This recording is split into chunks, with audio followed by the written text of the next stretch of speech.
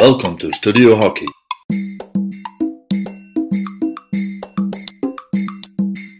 Well, hello everybody. We are back with Studio Hockey, and this time Studio Hockey is going Africa. So I hope that all the feeds from these guys will last, because we are on different continents. Some of us are in Europe, some of us are in Africa, and Rassi is even in America, so on a different time zone and everything. But we'll make it happen.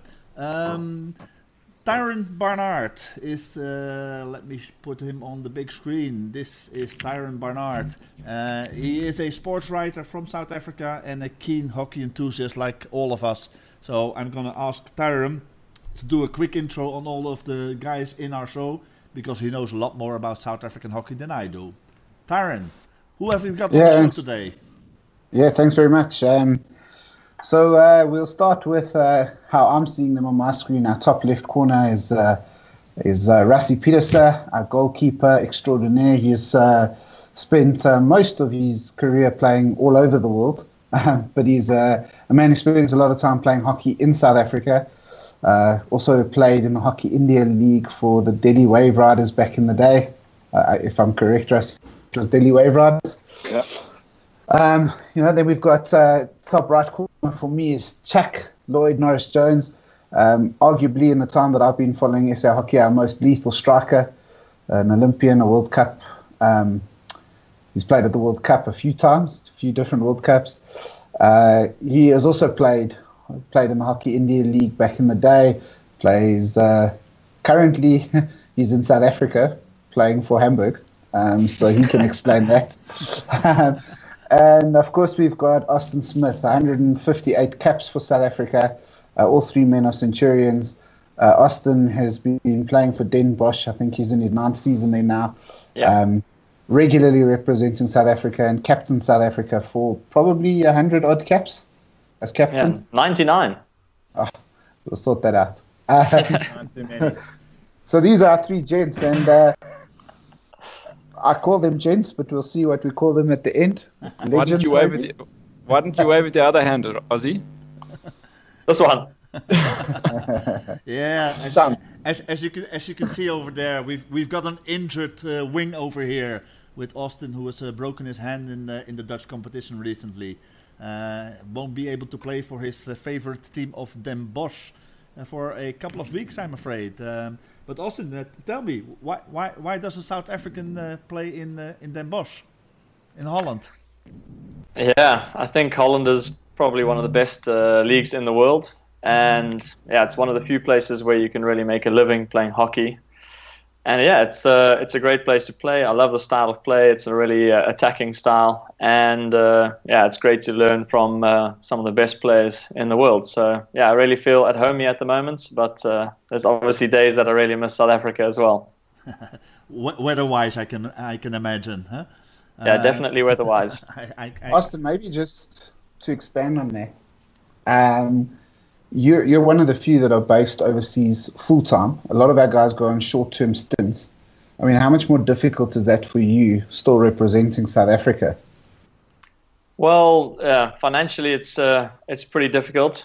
I've recently bought a house here, so every time I'm away, I'm still having to find a way to make mortgage payments every month, which is now a little bit stressful. But I think in some ways it's easier that I know that this is home for the moment, and it's easier to travel back and forth knowing that I have a solid base somewhere. And yeah, I think what I can recommend to any junior guys who are keen to play overseas, that to try and get a contract for at least 2 years. So at least you know where you're going to be for 2 years. You don't have to worry about haggling for a contract mid-season after your first year, or in the middle of your first year even. So for me, this gives me a more relaxed feeling. And when I travel with South Africa, I'm not traveling with the national team and then living at home in South Africa. It's just traveling with South Africa, all based in Holland. And I think that's actually a little bit easier. Yeah, I can imagine. It's a good advice, and that I tell every foreigner that wants to go to either Belgium or Holland or whatever the European competition is, sign at least for 2 or 3 years, because it will take you some time to get used to the competition here, and it will take you some time to get to a level where you are actually improving. because okay, that is obviously the case if you want to go and play in Europe, I think. But Austin, what should also be reasons for South Africa, or what should South African Hockey Association maybe do to keep their important players in South Africa, because you need a couple of players in your own home country as well to have a good competition. Yeah, well, I think we need a balance. I think the advantage of having guys play overseas is that the latest kind of trends and styles in hockey are being developed and played. So the chance that it gives us to take the knowledge back to South Africa and share it with the coaches, the players, even the administrative staff, there is hugely beneficial. Obviously, guys being based in South Africa, it's not an option for everyone to play overseas. You can see how difficult it is to get visas to play over here. A lot of guys are still studying, and I think the local competition is still something that we can really improve on. And with things like the PHL starting up, that's something that can really strengthen our local hockey.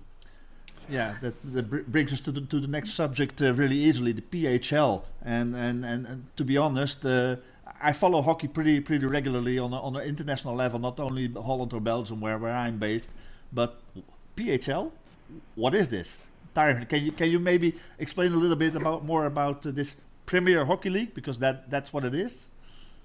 Yeah, so the Premier Hockey League was established in 2016. It's a franchise system, really almost modeled on a little bit of the old Hockey India League structure, in the sense that it wasn't about a region or anything. It was a random group of players. It then brought in the draft process that we see in the NFL, NBA, and it was one of the few tournaments in South Africa that was funded, in the sense that the players actually earned, it wasn't a significant amount of money by any means, but they earned a little bit of money. The costs were all covered for them. And so this year we've just finished the third one. There are obviously debates around the quality of it, because you take players from all over and put them together. And maybe I'll direct this one now to Rassie. Rassie, who's played for the Marapeng Cavemen for 3 years. He won the tournament in the first 2 years. Rassie, maybe what is the biggest challenge that we have from a PHL point of view? Yeah, I think season one, I mean, it went into its third season this year. I think, first of all, it's a great event. It's a great showcase for South African hockey players, because all the games get televised live. So that's the first thing. Also, the draft system, you see different kind of players getting drafted, different kind of combinations. So it is quite exciting. Is it the level of our provincial tournament or our interprovincial tournament? I'm not too sure, because obviously a lot of players get drafted like from smaller clubs.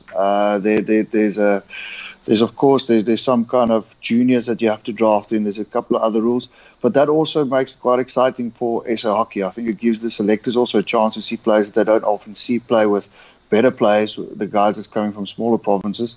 So in a whole, I think it's quite a nice opportunity. Like we've got our university hockey in South Africa. It also gives a nice opportunity for the younger club players to also showcase, their skills. I think SA Hockey needs to think now after year 3, how can they pick up the profile of the league. I think that the standard has picked up a little bit, but I think they need to add a bit of flavour.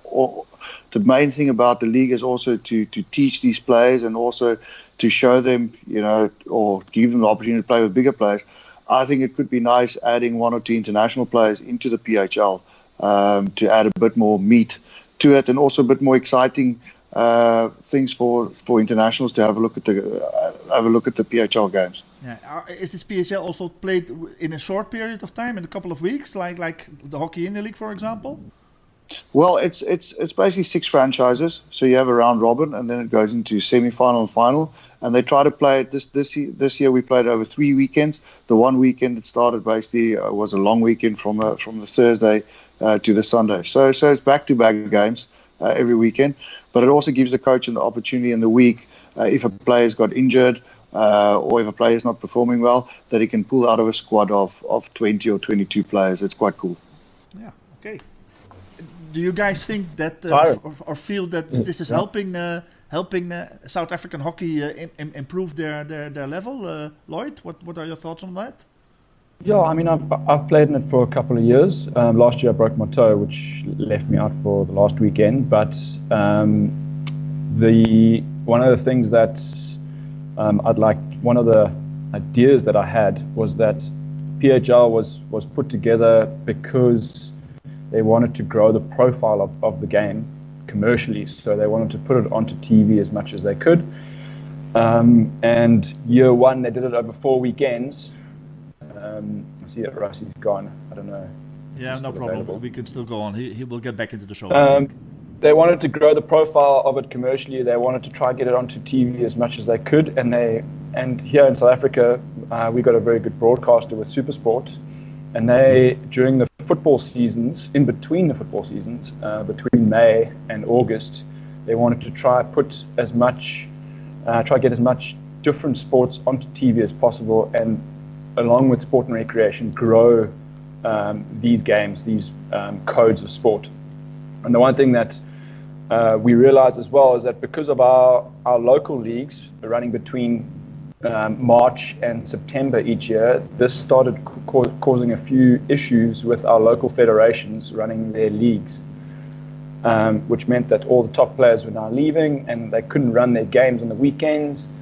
We had to play midweek games and then go away on weekends as well.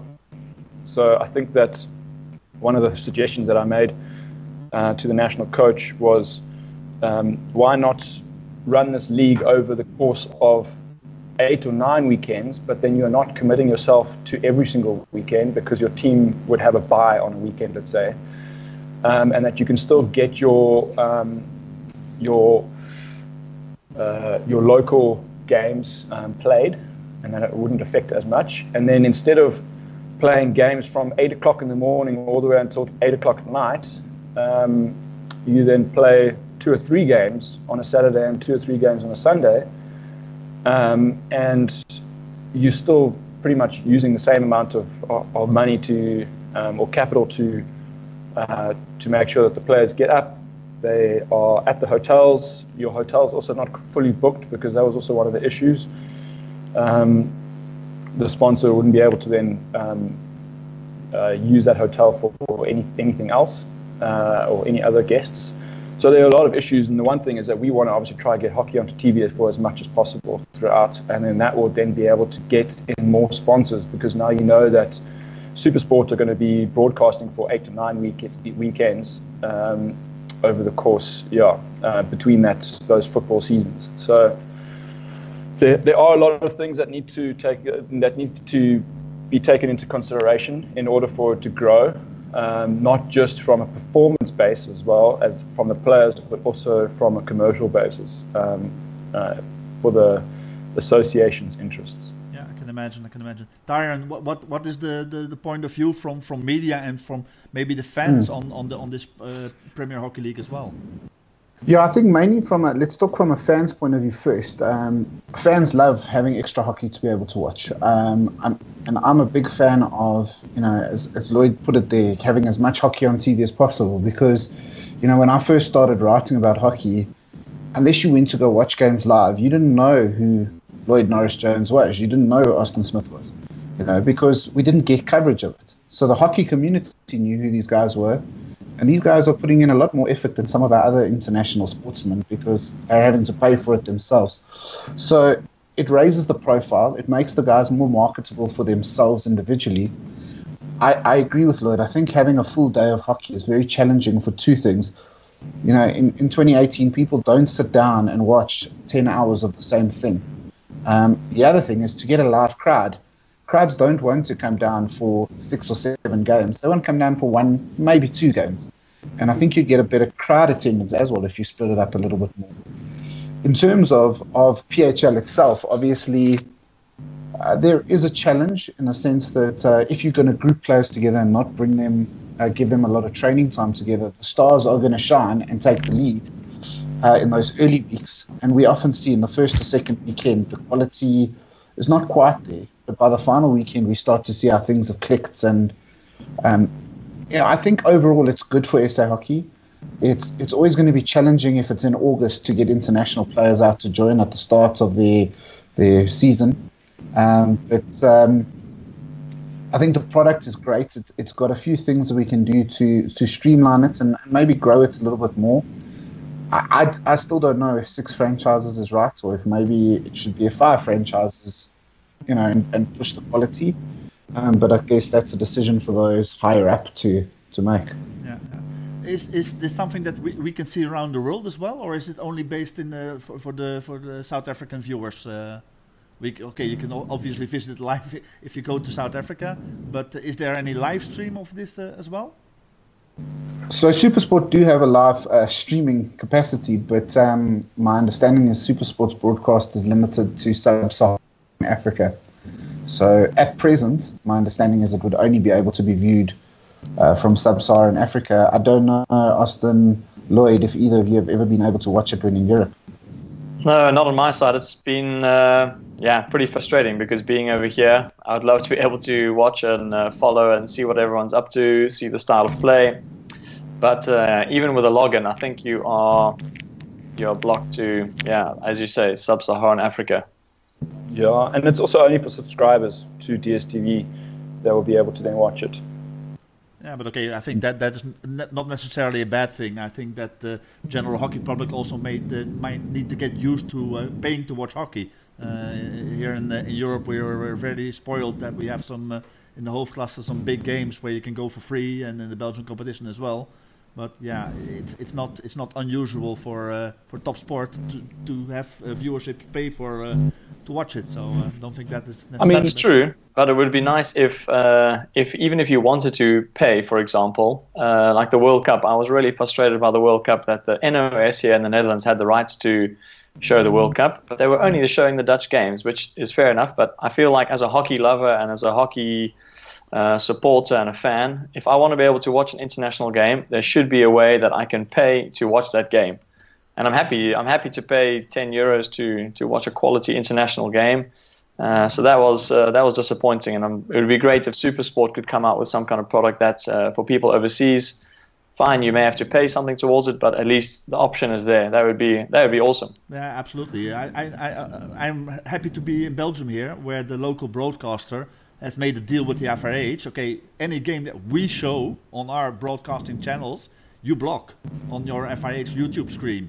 But any game we do not show, and they only show the Belgium games, it's free. You can live stream it on your YouTube channel. If NOS made the same deal with FIH for the Netherlands, you wouldn't have the problem.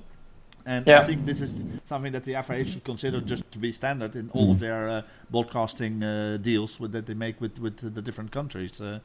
Because you need to be able to watch it all around the world to promote hockey. Yeah.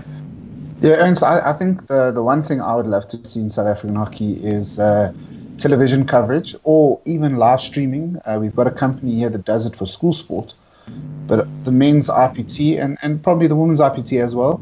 But the men's IPT, I mean, this year we had a Southern Gauteng KwaZulu-Natal final, and there were 2 teams packed with international players.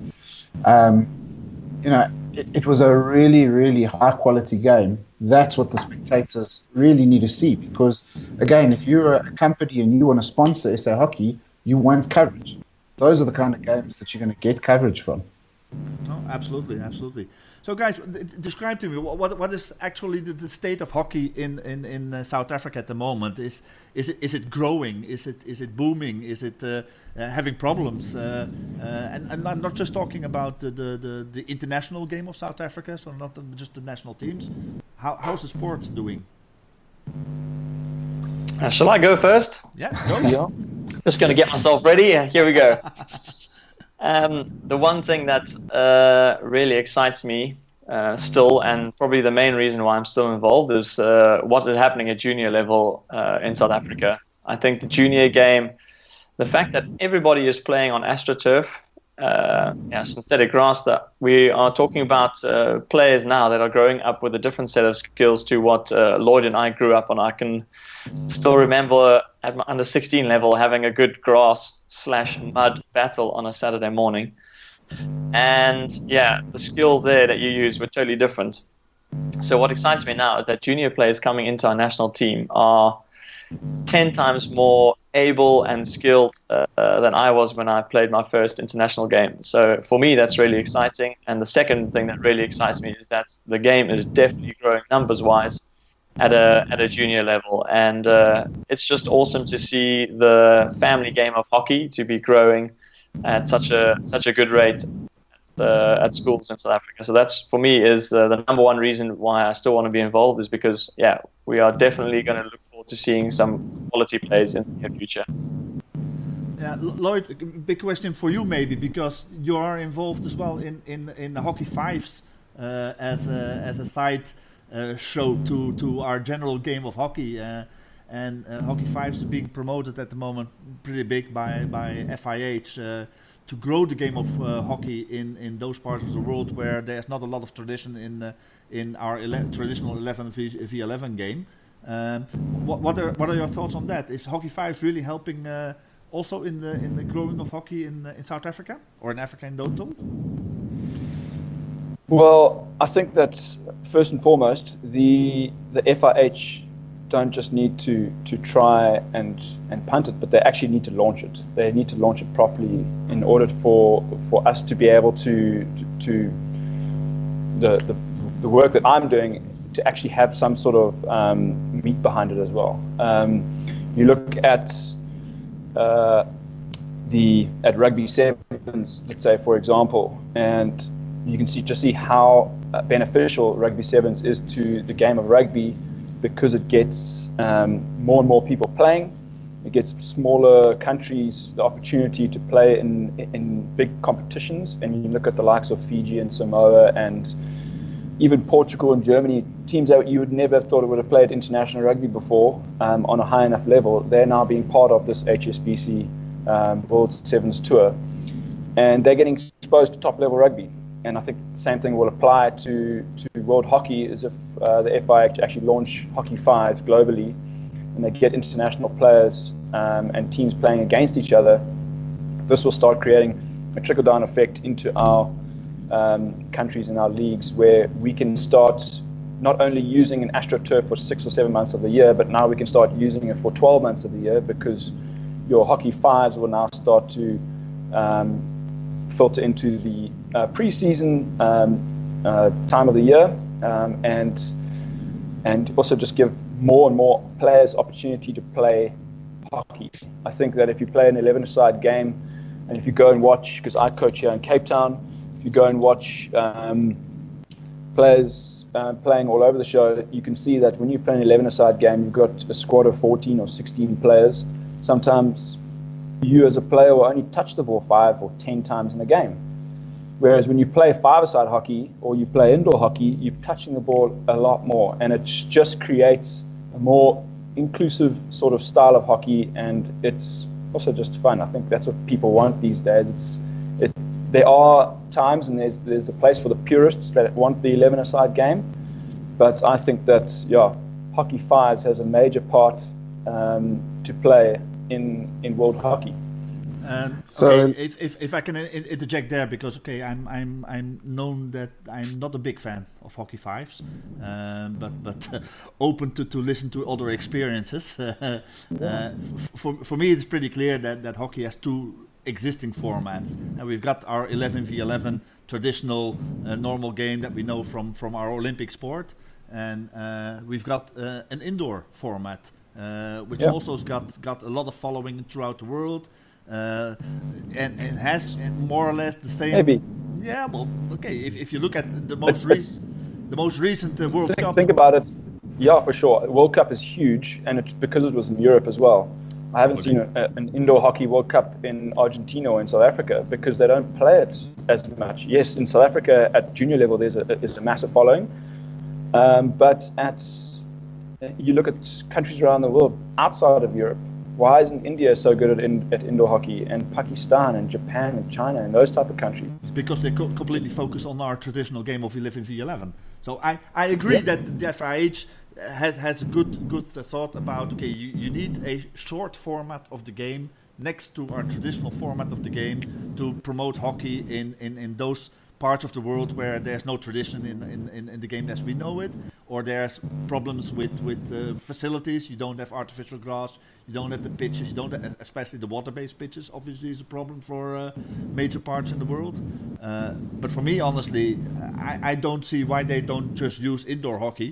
And don't call it indoor hockey anymore, but just call it hockey 6 or whatever, and play on a basketball pitch or on a handball pitch or on a multi-sport pitch, that game as a short format of the game. So what is really the added value of this newly invented hockey 5s to grow the game of hockey?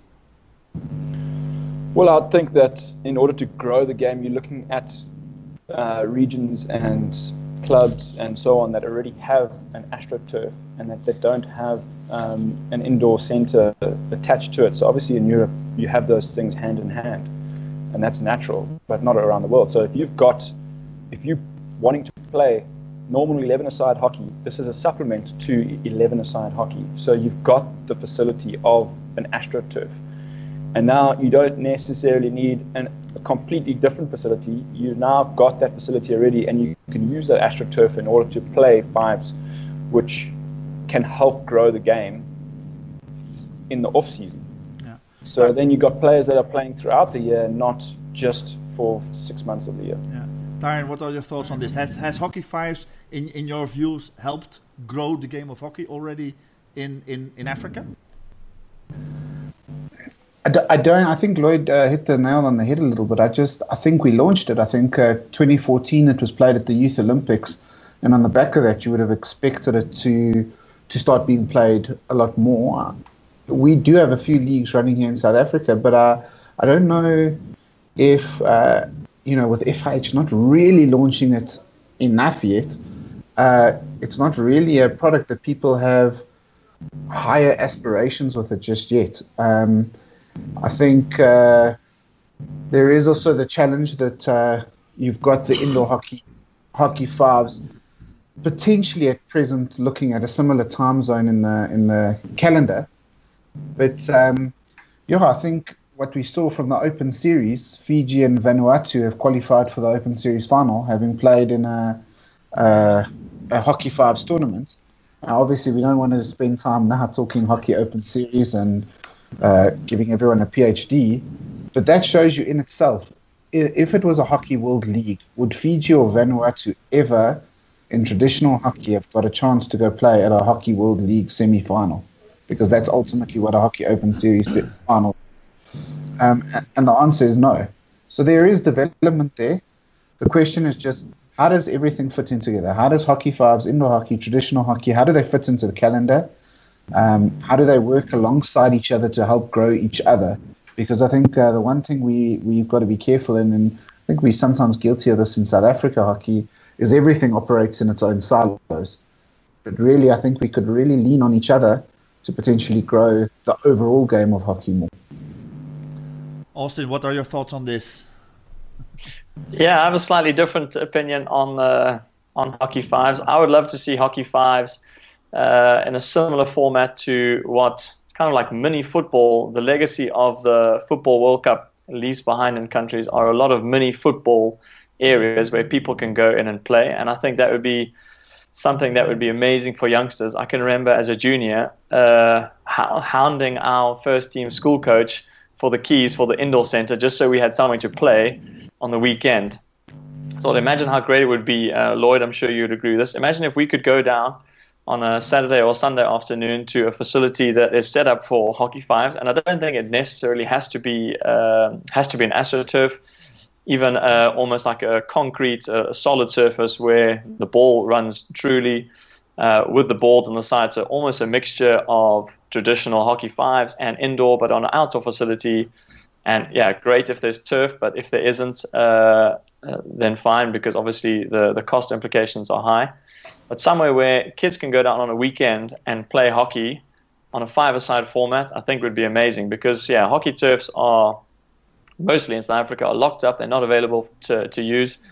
So I'm thinking like, yeah, imagine in Cape Town where they have all those little sort of almost like indoor-outdoor football areas. If we had something like that for hockey, and in the 5s format, I think that would be amazing. Okay. Guys, we already touched a little bit upon the World Cup, because the World Cup is coming near, end of the year, and South Africa is there, hoping I'm sure to gain some points again after you missed out on Rio in a very sad way. Just wanted to touch on that, the World Cup. What are your expectations? But also, should you qualify for Tokyo 2020 in the next time ahead, is South Africa going to be allowed to play in Tokyo this time? What are your thoughts there, Lloyd? Yeah, so I think the World Cup, firstly, I think that there's obviously opportunity. I know that we have the hosts and Canada in our pool, so there's opportunity there to get points off, and I know that and obviously Belgium as well. There's 3 points waiting for us there, Lloyd. Yeah, guaranteed 3 points. Yeah, guaranteed. I think that obviously you look at the new format of the World Cup with 16 teams, and if you manage to get into the second or third spot in the pool, that you have an opportunity to then play in your, is it the quarterfinal or the round of 16 basically? Quarterfinal. To qualify for the quarterfinal. Yeah. Okay. So you have an opportunity to qualify for the quarterfinal, and then having looked at the cross-pool playoffs, you're looking at Holland, Germany, and Pakistan and Malaysia in your cross-pool, which then would be quite difficult. Yeah. Naturally, if you have enough time and opportunity for the guys to be training together pre-World Cup, then anything is really possible, and you can grit out a performance and get through. I mean, you've obviously seen the little Cinderella story that Ireland had at this last World Cup, and they stuck to their guns. They played a really solid defensive game, and that's what helped them get the results that they wanted. And I think that same thing can apply to the SS side for the World Cup. Unfortunately, I'm not going to be there. I haven't made myself available because I get married a couple of days after. Good on you. Yeah, the wife will be happy. I looked at the long-term decision making there, and obviously I wanted to make sure that. Meaning she's already the boss. You mean? Well. Yes. It's 2018. It's 50-50. Good answer. 60-40. Austin, so I think it's the most important for us. I can imagine. Austin, will you be there? As a veteran player. Hopefully the hand should be healed in time, and there's the question of selection as well. Yeah. But I'd certainly love to be there and to give it a full go. Yeah, our preparation is going to be challenging. I'm actually together with Tim Drummond trying to sort out a local European camp for all the guys who are here at the moment. But that's something that us players are doing ourselves. The guys in South Africa have got 2 camps or 2 weekends planned, where also they have to pay themselves. So it's a huge challenge, but the only positive is we are used to these challenges, so it's not a surprise. And we're going to go to India and give it a full go. And like Chuck says, you never know what happens. We sneak into a quarterfinal, and then suddenly there's the pressure of playing against the underdog South Africa, and anything can happen. Absolutely. Tyron, do you believe that there's going to be an Irish fairy tale for the South Africans in December? There's definitely the potential. I think, from the outside looking in, because ultimately that's what a media person is. But there's a much better feel-good factor around the SA men. I think Mark Hopkins appears to be a very popular choice. The players seem to be responding to him. The 29-man squad that they've selected, that they will cut down.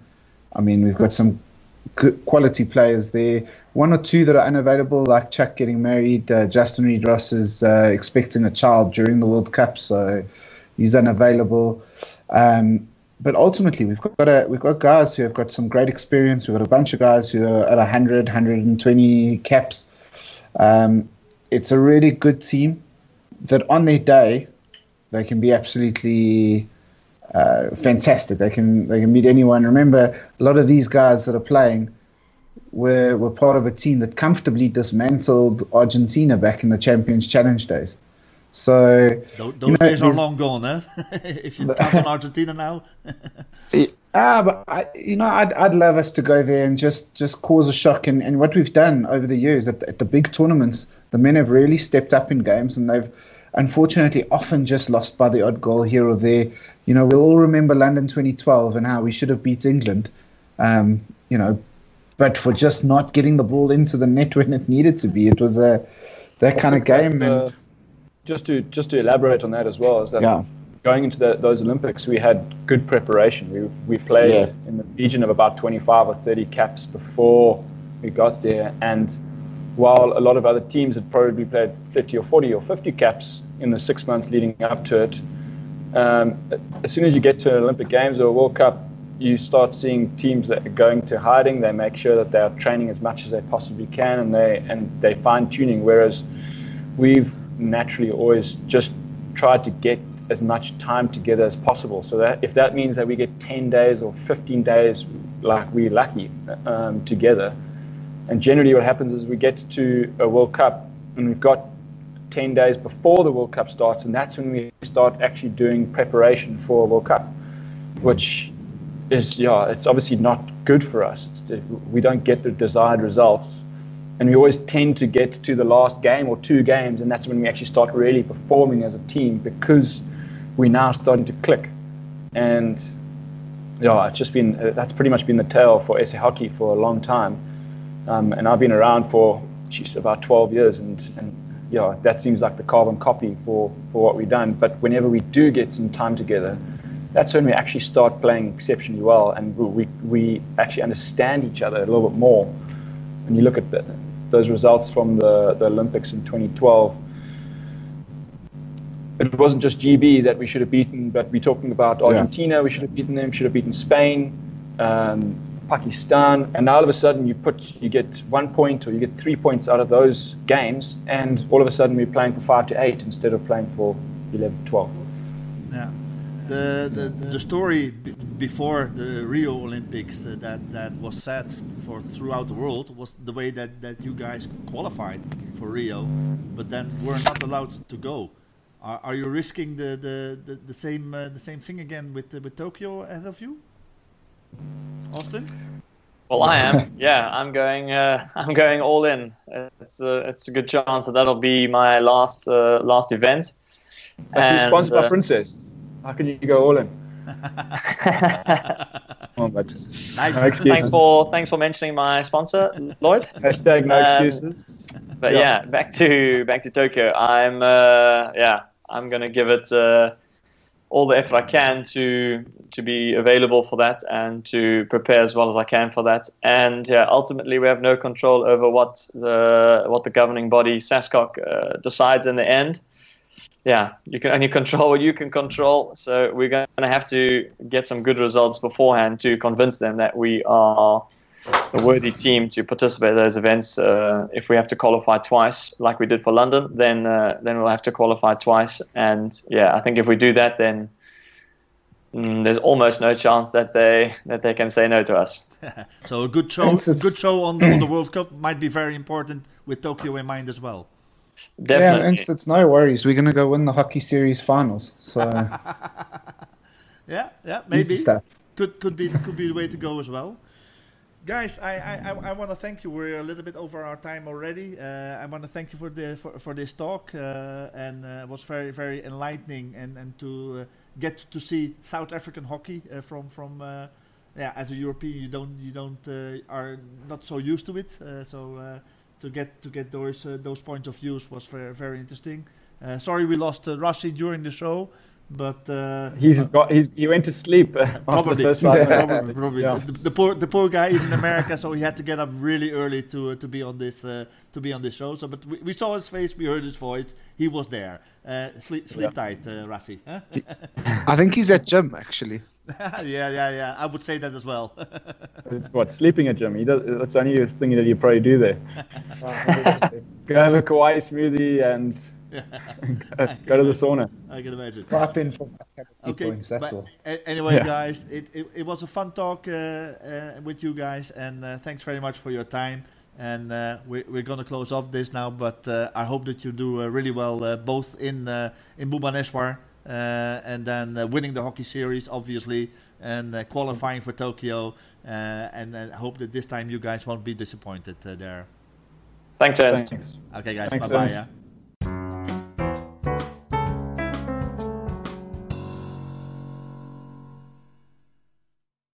Thanks for tuning in to Studio Hockey. Don't forget to subscribe to our podcast. And as always, enjoy your hockey. Bye bye.